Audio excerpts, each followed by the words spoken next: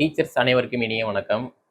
2024ல PG TRB exam வருமா? வராதா? அப்படிங்கிற மாரி நெறைய பேர் கேட்டீங்க. 2024ல பிஜி டெரிப் எக்ஸாம் வர வாய்ப்பு கிடையாது. ஏன்னா, டெட் எக்ஸாம் வர வாய்ப்பு இருக்கு. அதுவுமே ஒரு கொஸ்டின் மார்க்கா தான் இருந்துகிட்டு இருக்கு.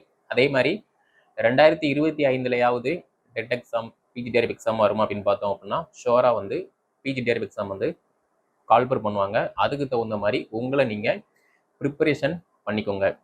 காற்றுள்ள போதே தூற்றிக்கொள். இது ஒரு பழமொழி. இந்த பழமொழிப்படி நம்ம பார்த்தோம் அப்படின்னா, ஒரு எக்ஸாம் ப்ரிப்பரேஷன் பண்றோம் அப்படின்னா, அதுக்கு முன்னக்கூட்டியே நம்ம syllabus wise major, educational psychology, current affair GK, Tamil தகுதித் தேர்வு இது எல்லாமே ப்ரிப்பரா இருக்கணும். முடிச்சு வச்சிருக்கணும். நம்ம எக்ஸாம் கால்பர் வந்ததுக்கு அப்புறமா படிக்கக்கூடாது. எக்ஸாம் வரது முன்னக்கூட்டியே நம்ம சிலபஸ் வைஸ் படிச்சு கம்ப்ளீட் பண்ணிட்டோம் அப்படின்னா, எக்ஸாம் வந்ததுக்கு அப்புறமா நம்ம பண்ணக்கூடிய தகவல் எல்லாமே ஒன்று ரிவிஷனாக இருக்கணும், இல்லைனா படித்ததை டெஸ்ட் போட்டு பார்க்கணும். சிலபஸில் ஏதாவது சேஞ்சஸ் இருக்குது அப்படின்னா அதை நம்ம ஃபோக்கஸ் பண்ணி படிக்கிற மாதிரி இருக்கும். இதுதான் ஒரு வெற்றியாளருக்குரிய தகுதி. ஆனால் நம்ம என்ன பண்ணுறோம் அப்படின்னா, ப்ரைவேட் ஸ்கூலில் ஒர்க் பண்ணிட்டு இருப்போம், கவர்மெண்ட் ஸ்கூலில் டெம்பரவரியாக ஒர்க் பண்ணிட்டு இருப்போம், வீட்டில் ஹவுஸ் ஒய்ஃபாக இருப்போம். அப்படி இல்லை அப்படின்னா ஒரு ப்ரைவேட் கம்பெனியில் ஏதாவது ஒரு வேலை பார்த்துட்டு இருப்போம். ஆனால் கால்பர் இன்னும் வரல, வந்த பிறகு பார்த்துக்கலாம், நம்ம மேஜரில் போஸ்டிங் எவ்வளோ இருக்குன்னு பார்த்துக்கலாம் அப்படிங்கிற மாதிரி டைமை வேஸ்ட் பண்ணிட்டு இருப்போம். இருக்கிற டைமை ப்ராப்பராக யூஸ் பண்ணாமல் இருப்போம். அதே மாதிரி நிறைய பேர் கேட்குற கொஸ்டின் என்ன அப்படின்னா, சார் நான் ஸ்கூலில் ஒர்க் பண்ணிட்டு இருக்கேன், ப்ரைவேட் கம்பெனியில் ஒர்க் பண்ணிட்டு இருக்கேன், கால்பர் கண்டிப்பாக வருமா வராதா? கால்பர் வருது அப்படின்னா நான் ஜாப்பை குவைட் பண்ணிட்டு படிக்க ஆரம்பிக்கேன் அப்படிங்கிற மாதிரிலாம் கேட்குங்க. நீங்கள் ஒரு ஜாப்ல இருக்கீங்க அப்படிங்கும்போது அந்த ஜாப்ல இருந்துட்டே படிக்க முடியுது அப்படின்னா உங்களால் அந்த ஜாப்பை குவைட் பண்ணிட்டு படிக்க முடியும். ஆனால் இங்கே நிறைய பேர் பண்ணுற மிஸ்டேக் என்ன அப்படின்னா, ஜாப்ல இருக்கும்போது படிக்க டைம் இல்லை, அதனால நான் ஜாப்பை விட்டு தான் அப்படிம்பாங்க. ஜாப்பை விட்டுட்டு என்ன பண்ணுவாங்க அப்படின்னா, ஃபுல் டைமாக படிக்க மாட்டாங்க. ஒரு 1 ஹவர் இருக்கு அப்படின்னா அந்த 1 ஹவரில் ஒரு 10 நிமிட்ஸோ ஒரு 15 நிமிட்ஸோ படிக்கிற மாதிரி இருக்கும். மீதி டைமில் ஃபேமிலி கமிட்மெண்ட் இருக்குது, என் குழந்தை கூப்பிடுதாங்க, வேற ஏதாவது பிரச்சனை இருக்குது அப்படிங்கிற மாதிரி சொல்லுவாங்க. ஸோ இதெல்லாம் ரீசன்ஸ். இந்த உலகத்தில் ரீசன் சொல்கிற யாருமே சக்ஸஸ்ஃபுல்லாக இருந்ததா ஒரு இதே கிடையாது, வரலாறே கிடையாது. அப்போ யார் சக்ஸஸ்ஃபுல்லாக இருக்காங்க? ரீசன் சொல்லாமல் எல்லாத்துக்குமே நான் தான் ரெஸ்பான்சிபிலிட்டி அப்படிங்கிற மாதிரி எடுத்துக்கிறாங்களோ அவங்க தான் சக்ஸஸ்ஃபுல்லாக இருக்காங்க. ஓகேவா? ஸோ இந்த வீடியோ பார்த்துட்டு இருக்க நீங்கள் கவர்மெண்ட் ஸ்கூலில் +1 +2க்கு டீச்சர் ஆகணும்னு முடிவெடுக்கீங்க அப்படின்னா உங்களுடைய மேஜர் என்னவோ அதை ஃபோக்கஸ் பண்ணி படித்தா மட்டும்தான் ஈஸியாக பாஸ் பண்ணி கவர்மெண்ட் ஸ்கூலில் டீச்சராக ஆக முடியும். அதை விட்டுட்டு நீங்கள் படிக்கல அப்படின்னா ஒன்றுமே பண்ண முடியாது. ஸோ இப்போதைக்கு இருக்கிற சிலபஸை படிக்க ஸ்டார்ட் பண்ணுங்க. அடுத்து நோட்டிஃபிகேஷன் அப்போ ஏதாவது சேஞ்சஸ் இருந்துச்சு அப்படின்னா அதை நம்ம ஃபாலோ பண்ணிக்கலாம். ஓகே, இந்த வீடியோ தொகுப்பில் பிஜிடிஆர்பி சுவாலஜி பற்றின ஒரு அனலைசிஸ் பார்க்க போகிறோம். 10 யூனிட் இருக்கு. இந்த 10 யூனிட்ல நம்ம எந்தெந்த யூனிட்டை நல்லா ஃபோக்கஸ்டாக படிக்கிற மாதிரி இருக்கும் அப்படிங்கிற மாதிரி தான் பார்க்க போகிறோம். ஓகேவா? யூனிட் 1 பார்த்தோம் அப்படின்னா பேசிக்கான இன்ஃபர்மேஷன், +1 +2க்கு மோஸ்ட் இம்பார்ட்டன்ஸ். யூனிட் 1ல இருந்து மட்டுமே கிட்டத்தட்ட 10ல இருந்து 18 கொஸ்டின் வரைக்குமே நம்ம தாராளமாக எக்ஸ்பெக்ட் பண்ணலாம். அதே மாதிரி நிறைய பேர் கேட்கீங்க, சார் நம்ம எழுத போகிறது பிஜிடிஆர்பி எக்ஸாம் தானே, எதுக்கு ஸ்கூல் புக் டெஸ்ட் வைக்கிங்க, எதுக்கு நம்ம ஸ்கூல் புக் படிக்கணும் அப்படிங்கிற மாதிரிலாம் கேட்கீங்க. ஒரே ஒரு விஷயம்தான், எல்லாருக்குமே எல்லா விஷயமும் தெரியாது. இப்போ எனக்கு ஒரு சில விஷயம் தெரியாது, ஆனால் எனக்கு தெரியாத விஷயம் உங்களுக்கு தெரியும். உங்களுக்கு ஒரு சில விஷயம் தெரியாமல் இருக்கும், ஆனால் மற்றவங்களுக்கு அந்த விஷயம் தெரிஞ்சுக்கிற மாதிரி இருக்கும். அப்போ ஒரு விஷயம் தெரியல அப்படின்னா அதை நம்ம ரீகால் பண்ணணும், ரிவைஸ் பண்ணணும், யாருக்கிட்டையாவது தெரிஞ்சுக்கிற மாதிரி தான் இருக்கும். அப்போ +1 +2 புக்கை எடுத்து பார்த்தோம் அப்படின்னா +1 புக்கில் உயிர் உலகம், விலங்கு உலகம், திசு அளவிலான கட்டமைப்பு, விலங்குகளின் உறுப்பு மற்றும் உறுப்பு மண்டலங்கள், செரித்தல் மற்றும் உட்கிரகித்தல், சுவாசம், உடல் திரவங்கள் மற்றும் சுற்றோட்டம், கழிவு நீக்கம், இடப்பெயர்ச்சி மற்றும் இயக்கம், நரம்பு கட்டுப்பாடு மற்றும் ஒருங்கிணைப்பு, வேதிய ஒருங்கிணைப்பு, வணிகவியலின் வணிக விலங்கியலின் போக்குகள், இந்த மாதிரி ஒரு 12 லெசன் இருக்கு. இந்த 12 லெசனுமே நம்ம சிலபஸ்ல கவர் ஆகுது அப்படின்னு பார்த்தோம் அப்படின்னா நல்லாவே கவர் ஆகும். நீங்க சிலபஸையும் +1 சுவாலஜி லெசனையுமே எடுத்து பார்த்தீங்க அப்படின்னா ஈஸியாக கவர் ஆகும். அப்போ இது எல்லாமே தெரியணும்ல. நம்ம எங்கே வேலைக்கு போக போகிறோம்? ஒரு ஸ்கூலுக்கு +1 +2க்கு டீச்சராக போக போகிறோம். அப்போ +1 புக்கில் +2 புக்கில் என்ன லெசன் இருக்குது அப்படிங்கிற மாதிரி நீங்கள் கம்பேர் பண்ணி படிச்சீங்க அப்படின்னா +1 புக்கில் ஒரு டேட்டா வந்து கிடைக்கும், +2 புக்கில் ஒரு டேட்டா கிடைக்கும். இந்த 2 டேட்டாவும் வச்சு நம்ம யூஜியில் வந்து ஒரு டேட்டாவை வந்து கலெக்ட் பண்ணலாம்.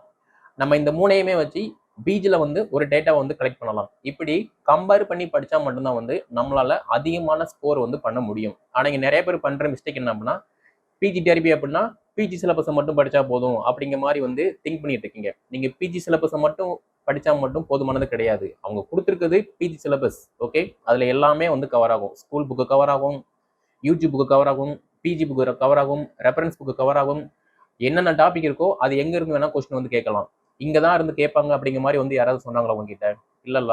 அப்போ அதுக்கு தகுந்த மாதிரி ப்ரிப்பரேஷன் வந்து பண்ணுங்க. இப்போ விலங்கு உலகம் டாபிக் இருக்கு அப்படின்னா இந்த விலங்கு உலகம் டாபிக்கு எங்க இருந்து வேணா கொஸ்டின் கேட்கலாம். ஒன்னு 10th புக்ல இருந்து கேட்கலாம், +1 +2 புக்ல இருந்து கேட்கலாம், யூஜி புக்ல இருந்து கேட்கலாம், பிஜி புக்ல இருந்து கேட்கலாம், ரெஃபரன்ஸ் புக்ல இருந்து கேட்கலாம், இல்லைன்னா வேற ஏதாவது ஒரு ரெஃபரன்ஸ் புக்ல இருந்து கூட கேட்க வாய்ப்பு இருக்கு. அப்போ அதுக்கு தகுந்த மாதிரி உங்களோட ப்ரிப்பரேஷனை நீங்க நல்லா ஸ்ட்ராங் ஆக்கிட்டீங்க அப்படின்னா ஈஸியா வந்து இருக்கும். ஆனா இங்க நிறைய பேர் பண்ற மிஸ்டேக் என்ன அப்படின்னா சிலபஸ்ல உள்ளதை மட்டும் படிச்சா போதும். நான் சொல்ற விஷயம் என்ன அப்படின்னா சிலபஸ்ல உள்ளதை நல்லா படிச்சுக்கோங்க, மிக தெளிவா வந்து படிச்சுக்கோங்க. சிலபஸை தாண்டி ஒரு சில யூனிட் வந்து நம்ம நல்லா படிக்கிற மாதிரி இருக்கும், அதையுமே சேர்த்து படிச்சுக்கோங்க. காம்படிட்டிவ் எக்ஸாமை பொறுத்த மட்டும் வந்து இவ்வளவுதான் படிக்கணும்னு சொல்லி அவசியம் கிடையாது. இவ்வளவு படிக்கணும், அவ்வளவு படிச்சா மட்டும்தான் வந்து ஈஸியா வந்து இருக்கும். சிலபஸ்ல உள்ளதை நல்லா கவர் பண்ணி படிக்கணும். சிலபஸ்ல இருக்க டாபிக்கை சார்ந்த ஒரு சில டேட்டாவை வந்து நம்ம தெரிஞ்சு வச்சுக்கிறணும். அதை தான் வந்து சக்சஸ்ஃபுல்லுக்கு ஒரு அழகு. ஓகே, அடுத்து 2வது யூனிட் வந்து பார்த்தோம் அப்படின்னா உயிர் வேதியியல், அணுவின் அமைப்பு, இந்த மாதிரி ஒரு சில டாபிக் வந்து இருக்கும். இதுவுமே வந்து பார்த்தோம் அப்படின்னா நமக்கு படிக்கிற மாதிரி இருக்கும். மிக மிக முக்கியமானது, ஈஸியாக வந்து படிச்சுக்கலாம். ஸோ நம்ம அகாடமியில் வந்து +1 புக் முடிச்சு +2 புக்கு வந்து டெஸ்ட் வந்து ஸ்டார்ட் பண்ணியாச்சு. +1ல வந்து நிறைய டீச்சர்ஸ் வந்து பார்த்தீங்க அப்படின்னா நல்லாவே வந்து பர்ஃபார்மன்ஸ் பண்ணியிருந்தீங்க.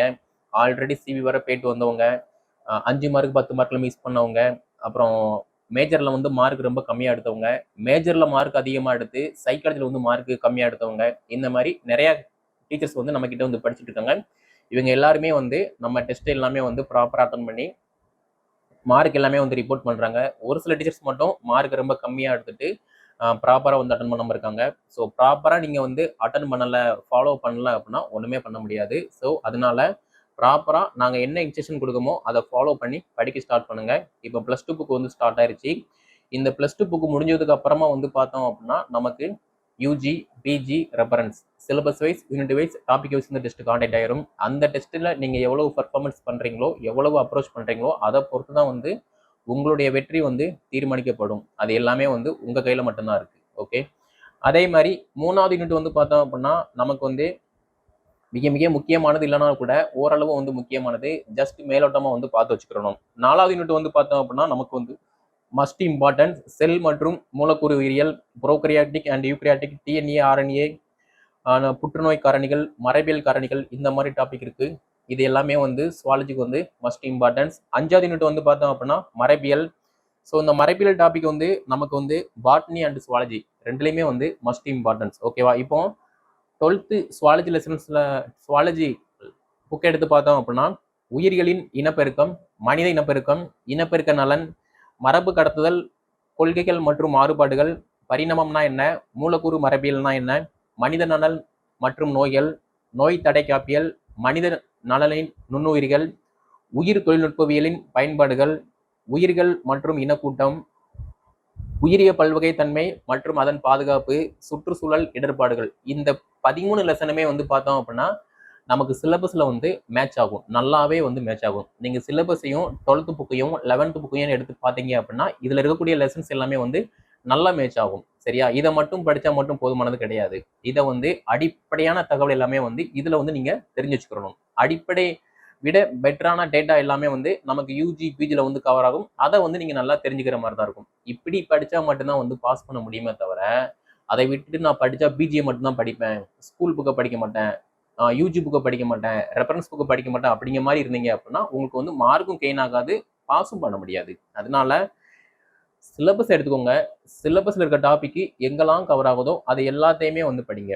அப்பதான் வந்து ஈஸியா வந்து மார்க் வந்து ஸ்கோர் பண்ண முடியும். ஓகே, அடுத்து 6வது யூனிட் வந்து பார்த்தோம் அப்படின்னா உடற்செயலியல், உணவூட்டம், அவசியமான அமில அமிலங்கள். 6வது யூனிட்டை பொறுத்த மட்டும் வந்து மிக மிக முக்கியமான ஒரு யூனிட். ஏன்னா எல்லாமே வந்து நம்ம பாடி சம்மந்தப்பட்டது அத்தியாவசியமான ஒரு சில கேள்வி எல்லாம் வந்து கேட்பாங்க. அது எல்லாத்தையுமே வந்து படிக்கிற மாதிரி இருக்கும். 7வது யூனிட் வந்து பார்த்தோம் அப்படின்னா உணர் எரிப்பிகள் செயலியல். ஸோ இது எல்லாமே வந்து நம்மளுடைய பாடி சம்மந்தப்பட்ட நர்வஸ் சம்மந்தப்பட்டது. நரம்பு மண்டலம், அதே மாதிரி வந்து பார்த்தோம் அப்படின்னா கருவியல் நோய் தடை காப்பியல், இனசல் உருவாக்கம், நெக்ஸ்ட் வந்து பார்த்தோம் அப்படின்னா பால்வழி மரபு முறைகேடுகள், இந்த மாதிரி டாபிக் எல்லாமே கவர் ஆகும். இதுவுமே வந்து மஸ்ட் இம்பார்ட்டன்ஸ். ஓகேவா? அடுத்து 8வது யூனிட் வந்து பார்த்தோம் அப்படின்னா நோய் தடை காப்பு மண்டலம், ஆன்டிஜென்னா என்ன, ஆன்டிபாடினா என்ன, இம்னோகுளோபின்னா என்ன, உயிர் மற்றும் உயிரற்ற காரணிகள்னா என்ன, உணவு சங்கிலினா என்ன, உணவு வகை பிரமிடுகள்னா என்ன, அப்படிங்கிற மாதிரி டாபிக் வந்திருக்கும். இதுவுமே வந்து மிக மிக முக்கியமானது. எப்போதுமே வந்து சுவாலஜியை பொறுத்த மட்டும் வந்து விலங்கியல் இருக்கு அப்படின்னா விலங்கு சம்பந்தப்பட்டதும் மனிதன் சம்பந்தப்பட்டதும் ரெண்டுமே வந்து நமக்கு வந்து மிக மிக முக்கியமானது.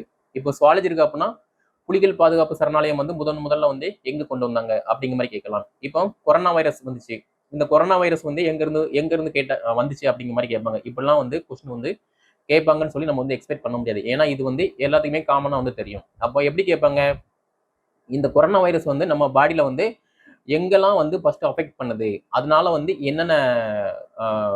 என்னென்ன ஆர்கன் வந்து பாதிக்கப்படுது அப்படிங்கிற மாதிரி கொஸ்டின் கேட்டாங்க அப்படின்னா உங்களுக்கு அதுவா இதுவா எதுவா இருக்கும் அப்படிங்கிற மாதிரி வந்து திங்க் பண்ண தோணும். அதுதான் வந்து கிரிட்டிக்கலான ஒரு கொஸ்டின். ஈஸியாலாம் வந்து கேட்க மாட்டாங்க.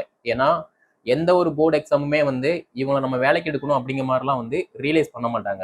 எப்படியாவது வந்து இவங்களை வந்து மைனஸ் பண்ணணும் அப்படிங்கிற மாதிரி தான் பார்ப்பாங்க. நல்ல நாலேஜ் உள்ளவங்கள, நல்ல அப்டேட்டா உள்ளவங்கள மட்டும்தான் வந்து எடுக்க பார்ப்பாங்க. அதனால இந்த வீடியோ பார்த்துட்டு இருக்கீங்க பிஜிடிஆர்பி சுவாலஜி ப்ரிப்பரேஷன் பண்றீங்க அப்படின்னா ஹியூமன்ஸ் அண்ட் அனிமல்ஸ் எக்ஸெட்ரா இது ரெண்டுமே சம்மந்தப்பட்டதை நீங்க நல்லா தெரிஞ்சு வச்சுக்கணும். அதை விட்டுட்டு நான் வந்து அதை அப்படிதான் இருப்பேன், இப்படிதான் இருப்பேன், அதை படிக்க மாட்டேன், இதை படிக்க மாட்டேன் அப்படிங்கிற மாதிரி இருந்தீங்க அப்படின்னா ஒண்ணுமே வந்து ஃபாலோ பண்ண முடியாது, மார்க்குமே வந்து ஸ்கோர் பண்ண முடியாது, நீங்க டீச்சர் ஆக முடியாது. ஓகேவா? ஸோ எப்போதுமே வந்து பாசிட்டிவா வந்து திங்க் பண்ணுங்க. அப்பதான் உங்களை சுத்தி பாசிட்டிவா வந்து நடக்கும்.